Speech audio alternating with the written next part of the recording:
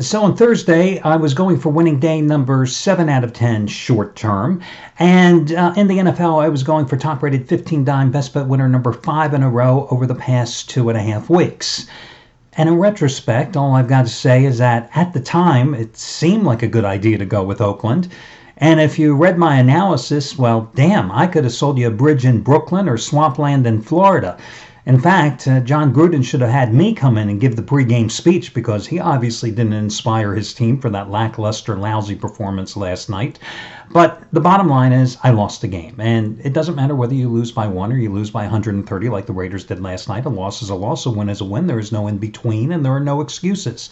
And the other bottom line is this. You've got to have short-term memory deficit if you're going to be a gambler. You've got to put yesterday aside. You can't let yesterday affect today or tomorrow, because if you do, you will dwell on the past and you'll miss the next money-making opportunity sitting there staring you in the face. And the fact is this, going into yesterday, I was looking for winning day number 72 out of 118 on the long term.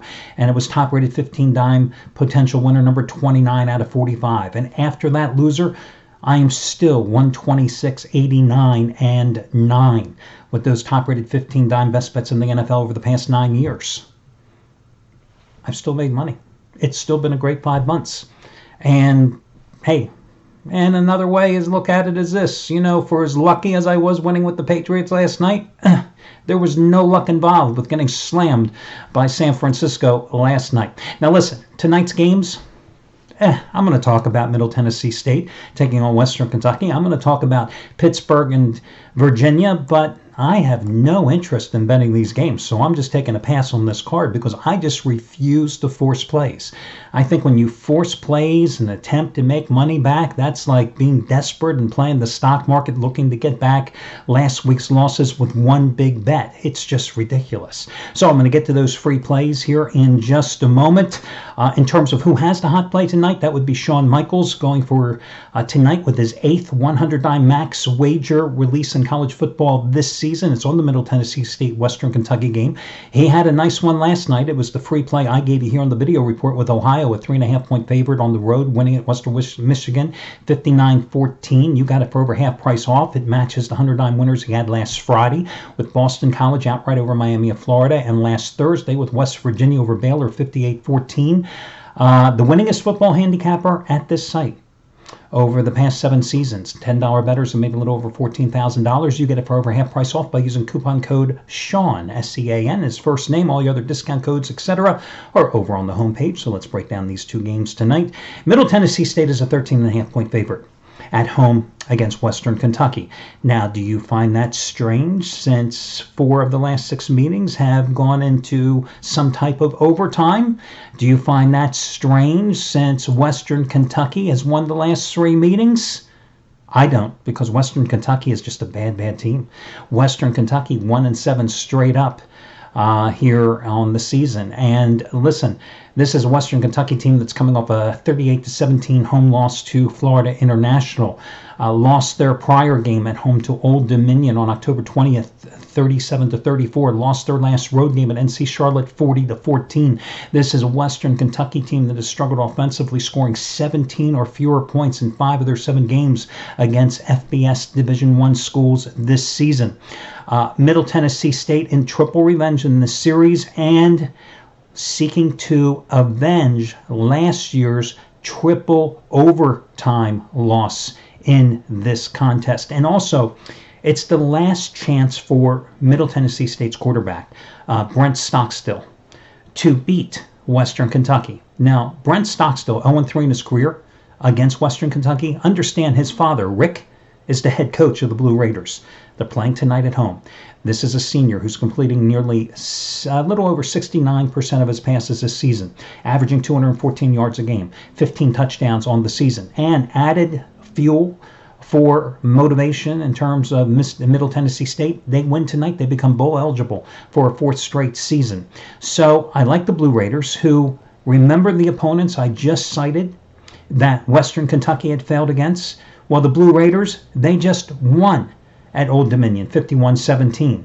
The week prior, they beat NC Charlotte at home, 21-13. They've won 4 of their last 5 Overall, their lone loss was at Florida International by 3 points, the same team that just beat up Western Kentucky on the Hilltoppers' home field. Quick, in case you happen to be on Jeopardy, where does Western Kentucky play?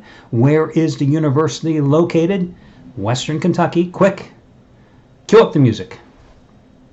What, we don't have any music? I'll tell you, the production value for this video report just keeps going down and down and down. Western Kentucky is located, ladies and gentlemen, in Bowling Green, Kentucky. There you go. Well, you think it was in Bowling Green, Ohio? No, it's in Bowling Green, Kentucky. There you go. Also, the second Friday night game this season for Middle Tennessee State. They won the first one, upsetting Florida Atlantic this season. So I'm going to go with, no. Actually, they won at Marshall. 34-24 as a road dog. And that was when they were coming off a win against Florida Atlantic earlier this season on a short week. So this is nothing new for them. So I like Middle Tennessee State laying the 2 touchdowns in this contest. Now let's talk about Virginia and Pittsburgh.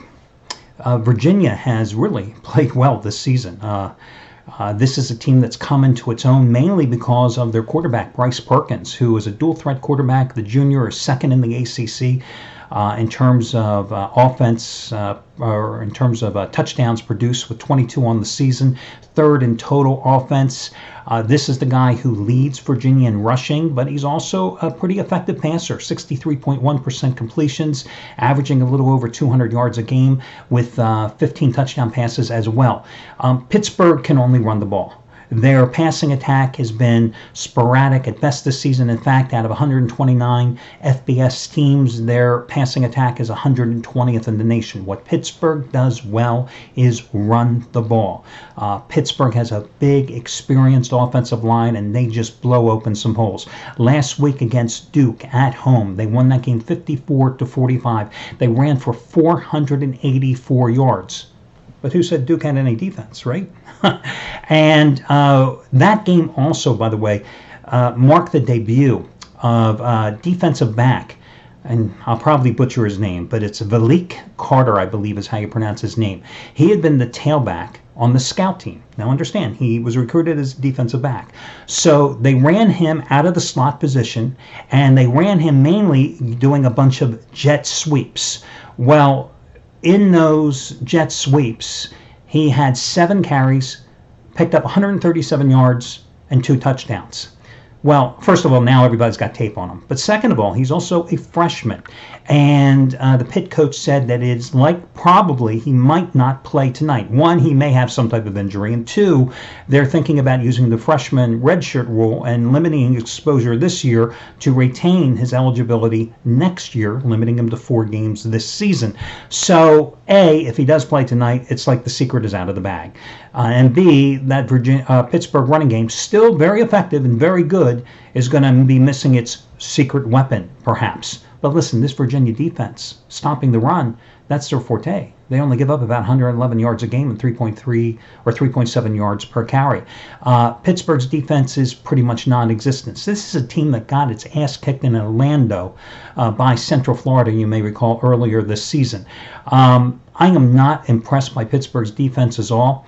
I see this line is dropped from Virginia 7.5 down to Virginia 7. Could it be one of those 34-31 games? Could it be a 24-23 game? I highly doubt it. I do believe it's going to be a high-scoring game.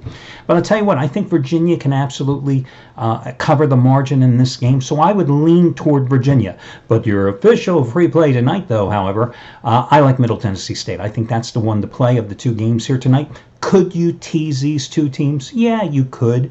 I mean, if you wanted to play a teaser, I would go ahead and, probably play a 7-point teaser and take Middle Tennessee State down to 6.5 and go ahead and take down Virginia down to, what, half point, almost pick them perhaps. But I just don't think any value in using a teaser when you've got one of the teams as a 13.5-point favorite. I just think that's ridiculous. They're either going to win by a double-digit margin and blow them out, or they're going to struggle. And I just don't see any value in this particular situation of playing a teaser. So again, I would roll with Middle Tennessee State, although I do give a lean toward Virginia. I'd handicap and broken down the game. Since I took a pass today, I figured I'd at least give it to you. So there's your complimentary play, Middle Tennessee State. I wish you well, and I'll see you again on Saturday morning.